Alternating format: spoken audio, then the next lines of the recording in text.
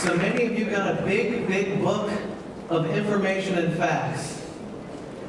And a lot of you are going to be called upon to start talking about it, which is public speaking. Maybe your heart will be pounding a little bit. You think, uh-oh, now the spotlight is on me to really make sense of all this, or to help other people understand what it's all about. It's a nerve-wracking situation, especially if you don't have any tools, and that's why I'm here today. My name is Jess Todd Phillip. I run a company called Media Training Worldwide. We do two types of training. One type of training is public speaking training. We teach people how to do a better job conveying their messages. Isn't that what everybody in this room wants to do tomorrow and beyond? 5 messages when you're just giving a speech. That's all people can remember. What we all tend to do is dump all this information. In fact, it's very important to ask, why even give a speech or talk to convey this information that all of you got in those briefing books? Could be easier just to take the book, slap it down in front of some of these people and say, there you go. It's all there. I'm going back home. My flight's in an hour.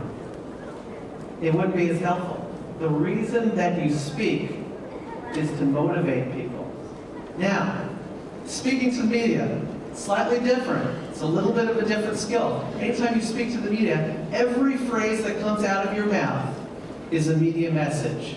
It's something that potentially can end up either in their newscasts, radio, or as a quote in the newspaper. And those little morsels of words, those little bites, those are sound bites. Everything you say is like that bite. I heard it once described when people talk about sound bites, and everyone here would love if you're talking to a reporter to be able to speak in sound bites. It's a very secretive type thing. Not everybody knows how to do it. I don't really know if I should tell you how to do it personally. All right, I'll tell you. I'll tell the rest of the group. One way I heard it described, the most amount of sense in the smallest amount of words. But what does that mean? How can you go and recreate that? How can you do it?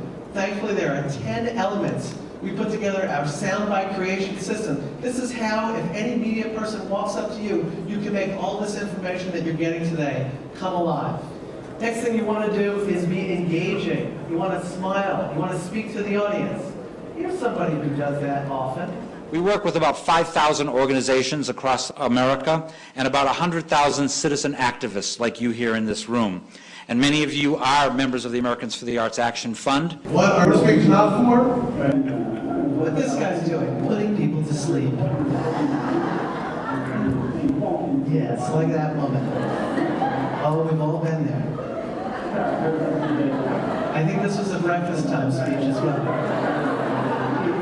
I wasn't the speaker, I promise. I know. This is what a lot of speakers do when they go out there. So that's the goal, is not to make people fall asleep. It's to motivate them, to make some sort of change actually happen.